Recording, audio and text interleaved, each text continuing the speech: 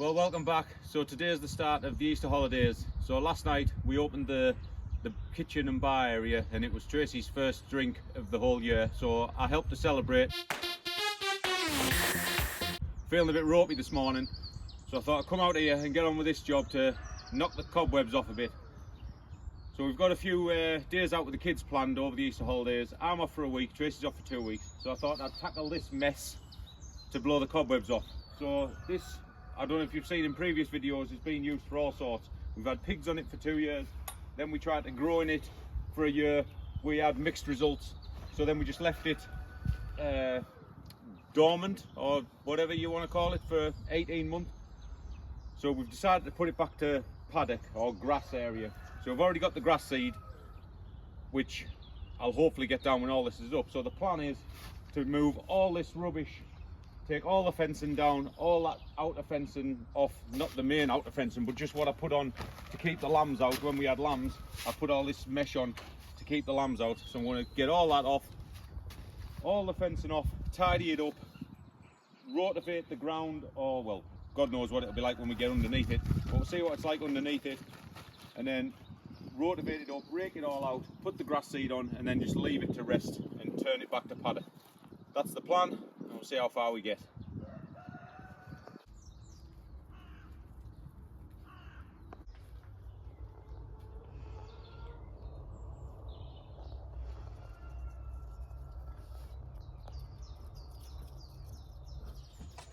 Well, Stephen can speak for himself. I'm not feeling ropey at all yet.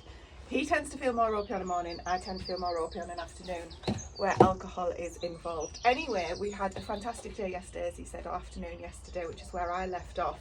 And today, what I'm starting off with, it's gorgeous out there, absolutely gorgeous, but the wind is still bitter. So I'm going to get on with pricking the rest of these out. As you can see, they've been far too thickly sown by myself, and they're desperate to get pricked out. There's a lot to get done. I didn't get the parsnips sown yesterday that I wanted to get done. Definitely we'll get to those today. Definitely, that's the plan. But in the meantime, if these don't get pricked out, then we're not going to get successful vegetables from these, and they need doing before the parsnips go in. If it all happens on the same day, that's fantastic. I just want to get it done in some priority order. So I'm going to use these, how many is there here? 3 by 5, so 15 cells.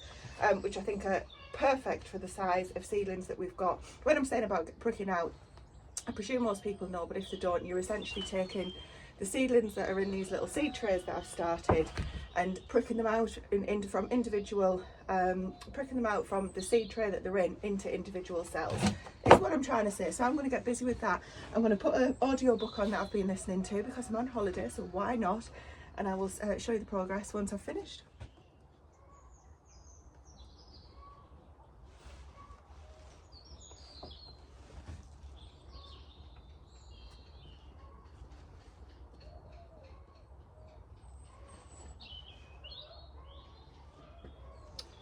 Can you see the difference in the root system on those? So this one's going to go in the scrap or in the compost. This one's going to get potted in. One of the good things about having so many is that I get to choose which ones to keep. So what I'm going to do, I've got all of the cauliflowers out that I'm going to put in this tray. I'm going to take the leftovers, which literally looks like that, and I'm just going to pot them in here, just in case I lose any that are in the tray. And these will be my plan Bs just in case.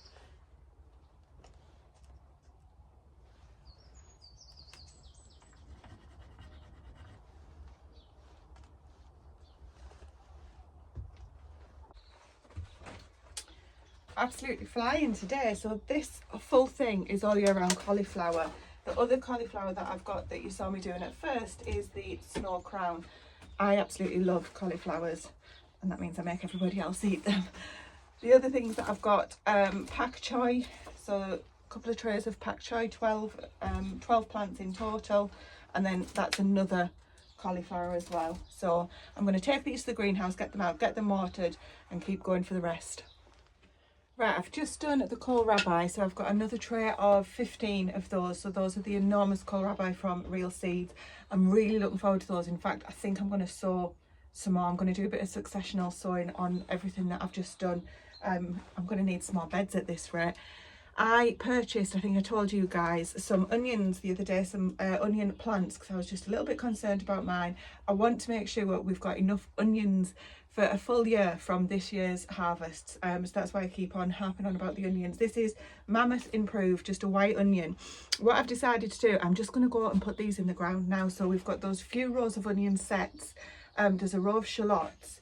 And I think I've been stood quite a while, so my back's starting to ache and I want to move around. I've got nowhere near as many steps done today as I did yesterday. That's the thing I'm trying to achieve at the minute, if anybody's wondering what I'm talking about.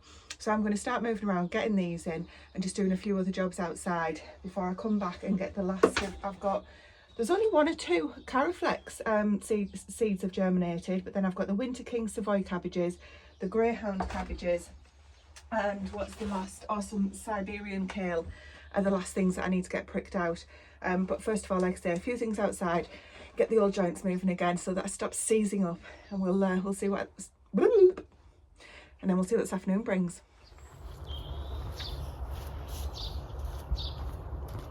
So I put these markers in, if you remember, to remind me where the last set of onion sets. The last set of onion sets, that's what threw me then. So what I'm going to do here, I'm literally just going to use the pencil and just dab holes all the way across. Oh my goodness, we've got weeds already. And get these in, fingers crossed that they grow. I mean, opposed to putting them in individual cells, that's what I'm talking about. I was thinking about taking these out and pricking them out into the individual cells like I am doing for all of the other stuff. But I thought, let's just get them in the ground, see what happens.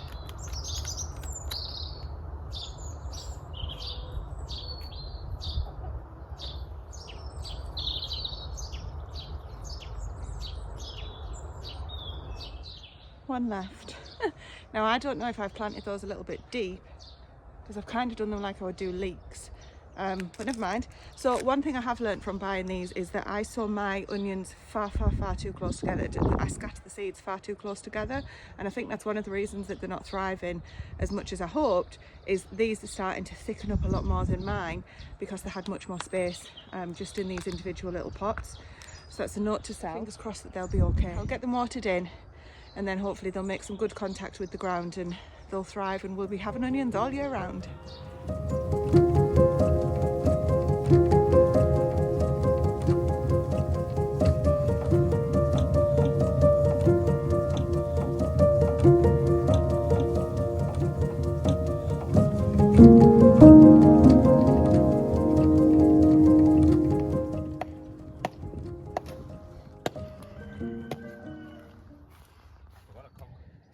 Well, that was harder than it looked on the time lapse. I forgot I built this to keep pigs in, so it was a bit of a nightmare getting it out.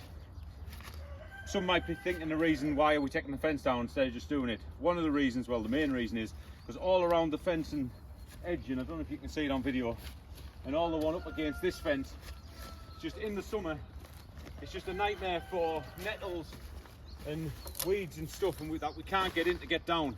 So now I've got all the fence out, I'll be able to go along and pull as many of the nettle roots out as I can, and as well as round the edge. So when I rotivate it, I'll rotivate it another ½ a foot onto the paddock, and then when we grass seed it, it should just all blend in. Well, that's the plan anyway. So we're just going to take a ½ an hour break, get all this crap to the tip, and then start again on all this lot. So we've got all the mess cleared off the top. Now it's the moment of truth to get this membrane up. This half feels pretty good and solid, but I'm a bit concerned about that bottom half there. It feels very sloppy underneath, so we may need to uncover it and hope for a few dry days to try and dry it out before we do anything with it. But there's plenty to do in the meantime, because I'll have to clear all these nettles from around the edges. So let's just get this membrane up and see what's underneath.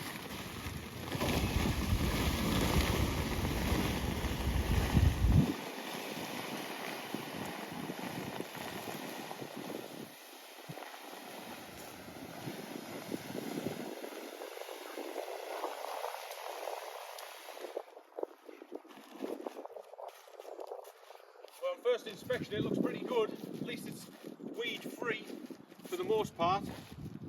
So, and it's not too bad moisture wise, so we should be able to get a rotavator through this.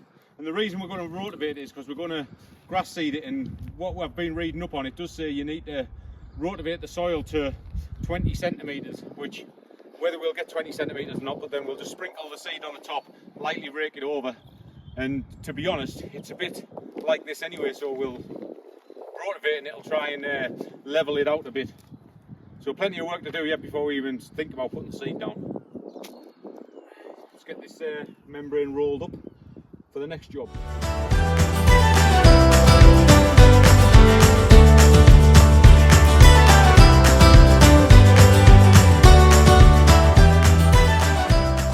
There's more membrane there than I thought there was going to be. So we've got it all up. Tracy's come down, give us a hand. I did record it, but my phone died, so I don't know if that's caught it or not. Anyway, up at this section, it's a bit damp, but not too bad, so I'll probably ever get a rotavator through that. But going further down here, where the pigs had 2 years on down here, it's absolute slop in this middle section here, and it's nice and dry over that end. So I think we're going to leave it for a couple of days to try and dry it out a bit before I even start rotavating. But it does dip quite severely in the middle, so, and it does bore quite a lot there, so I think when I rotivate it up, I'll drag a bit of that down here and try and get it somewhat level. It doesn't need to be, it's not going to be a bowling green, but if you can see at the edge here as well, it's got a bit of a dip where it's a bit sloppy, so I'll drag bits and pieces here and there once I get it all done. But that's it for today. Might come down tomorrow and take all these nettles out the edging and come and maybe get my edge strimmer out and trim all them weeds down there, all them dried grass.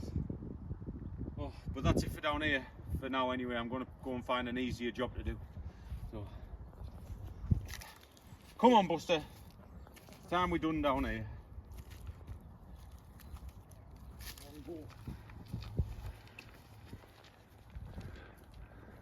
Come on! Wheelbarrow race.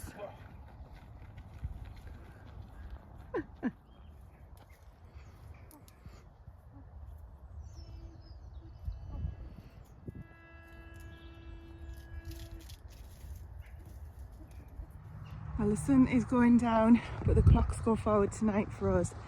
So tomorrow we'll be getting an extra hour of light to get all of these jobs ticked off the list.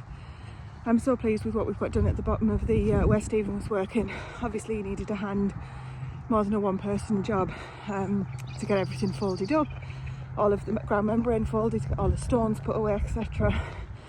Probably could have done with another pair of hands, but we just had the two of us.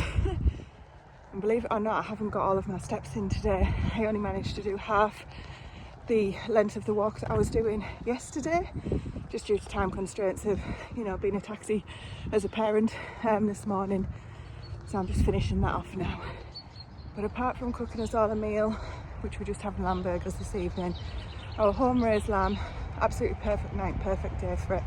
Apart from cooking those, there's nothing else on the agenda jobs wise tonight, so we're going to bid you good night and thank you for joining us for another day on the Smallholding.